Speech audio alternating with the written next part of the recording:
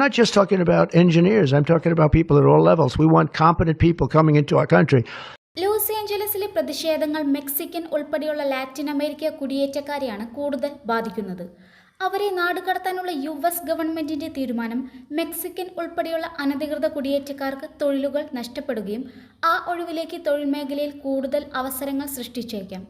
എന്നാൽ ഇത് ഇന്ത്യ ഉൾപ്പെടെയുള്ള ഏഷ്യൻ രാജ്യങ്ങൾക്ക് കൂടുതൽ തൊഴിലവസരങ്ങൾ ഉണ്ടാക്കും എന്നാണ് റിപ്പോർട്ടുകൾ പറയുന്നത്.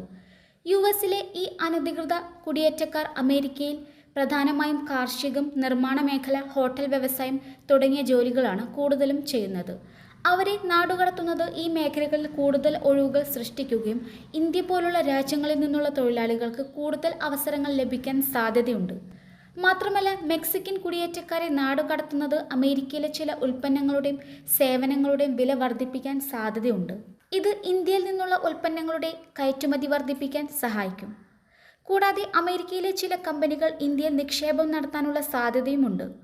എന്നാൽ ഇന്ത്യക്കാർക്കുള്ള പേടി എന്തെന്ന് വെച്ചാൽ അമേരിക്കയുടെ H-1B വിസയുടെ കൂടുതൽ നിയന്ത്രണങ്ങളാണ്. കാരണം H-1B വിസ ലഭിക്കണമെങ്കിൽ ചില നിയന്ത്രണങ്ങൾ നിലവിലുണ്ട്.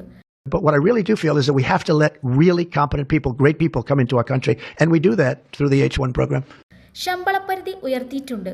കൂടാതെ സയൻസ്, ടെക്നോളജി, എഞ്ചിനീയറിംഗ്, മാത്തമാറ്റിക്സ് അതായത് STEM മേഖലയിലുള്ളവർക്കാണ് H-1B വിസ കൂടുതൽ നൽകുന്നത്. കൂടാതെ ഫാഷൻ മോഡലുകൾക്കും പ്രതിരോധ മേഖലയിലെ ചില പ്രത്യേക ജോലികൾ ചെയ്യുന്നവർക്കും ഈ വിസ ലഭിക്കാറുണ്ട്. എന്നാൽ കാർഷികം, നിർമ്മാണ മേഖല, ഹോട്ടൽ വ്യവസായം തുടങ്ങിയ മേഖലകളിലുള്ളവർക്ക് സാധാരണയായി H-1B വിസയിൽ നിയന്ത്രണങ്ങളുണ്ട് എന്നാണ് റിപ്പോർട്ടുകൾ പറഞ്ഞിരുന്നത്. അതുകൊണ്ട് തന്നെ മെക്സിക്കൻ ഉൾപ്പെടെയുള്ള അനധികൃത കുടിയേറ്റക്കാരുടെ ഒഴിവുകൾ കൂടുതലും ഈ മേഖലകളിൽ നിന്നാണ്. അതിനാൽ വിസ നിയന്ത്രണങ്ങളും ഇന്ത്യ ഉൾപ്പെടെയുള്ള രാജ്യങ്ങൾക്ക് പ്രശ്നം ആകുമെന്നും റിപ്പോർട്ടുകൾ പറയുന്നുണ്ട്. അതേസമയം അനധികൃത കുടിയേറ്റക്കാരെ പിടികൂടാനുള്ള ട്രംപ് ഭരണകൂട നടപടികൾ പ്രക്ഷോഭത്തിന് വഴിവെച്ചതോടെ ലോസ് ഏഞ്ചൽസിലെ മലയാളി സമൂഹവും ആശങ്കയിലാണ്. 1500-ൽ അധികം കുടുംബങ്ങൾ നഗരപ്രദേശത്തുണ്ട്.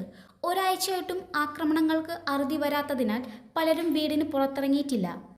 പ്രക്ഷോഭ മേഖലയിലെ യാത്ര ഒഴിവാക്കി മറ്റു മാർഗങ്ങൾ തേടുന്നവരുമുണ്ട്. ചെലവ് അധികരിക്കുമെന്നതാണ് പ്രശ്നം. ഓഫീസുകളിലേക്ക് പോകാനും കുട്ടികളെ സ്കൂളിലേക്ക് അയക്കാനും ഭയമാണ്. കാലിഫോർണിയയിലെ 20 നഗരങ്ങൾക്ക് പുറമെ ചിക്കാഗോ, ന്യൂയോർക്ക് തുടങ്ങിയ സ്ഥലങ്ങളിലേക്കും പ്രതിഷേധം വ്യാപിച്ചു. കഴിഞ്ഞ ദിവസം രാത്രി വരെ 22 വ്യാപാര സ്ഥാപനങ്ങൾ ആക്രമിക്കപ്പെട്ടിരുന്നു. കഴിഞ്ഞ ദിവസം പോലീസും പ്രതിഷേധക്കാരും തമ്മിൽ കടുത്ത സംഘർഷമായിരുന്നു. നിരവധി പോലീസ് കാറുകൾ നശിപ്പിക്കപ്പെട്ടു. സിമന്റ് കട്ടകൾ വലിച്ചെറിഞ്ഞവരെ റബ്ബർ ബുള്ളറ്റുകൾ കൊണ്ടാണ് പോലീസ് നേരിട്ടത്. നഗരത്തിലെ ടെമ്പിൾ സ്ട്രീറ്റ് മുതൽ ലോസ് ഏഞ്ചൽസ് സ്ട്രീറ്റ് വരെയും ഇതിനോട് ചേർന്നുള്ള വിവിധ ഫെഡറൽ ഓഫീസുകൾക്ക് സമീപവുമാണ് പ്രക്ഷോഭങ്ങൾ നടക്കുന്നത്. ലോസ് ഏഞ്ചൽസ് നഗരത്തിൽ കൂടി കടന്നുപോകുന്ന 101, 110 ഹൈവേകളിൽ പ്രക്ഷോഭകർ വഴി തടഞ്ഞിരുന്നു. പലയിടത്തും ആക്രമണം ഉണ്ടായി. ഡ്രൈവർ ഇല്ലാതെ ഓടുന്ന വെയ്മു, ടെസ്ല കമ്പനികളുടെ 5 കാറുകൾ കത്തിച്ചു. ഫെഡറൽ ഓഫീസുകൾക്ക് ദേശീയ സുരക്ഷാ സേന കാവലുണ്ട്. പ്രത്യേക മറീനുകളും രംഗത്തിറങ്ങി.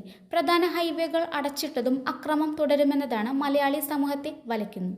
അനധികൃത കുടിയേറ്റക്കാർ മുഴുവൻ ഒളിവിലാണ്. ഇവരെ സംരക്ഷിക്കുന്നവരാണ് പോലീസിനെ എതിർത്ത് തെരുവിൽ ഇറങ്ങുന്നത്.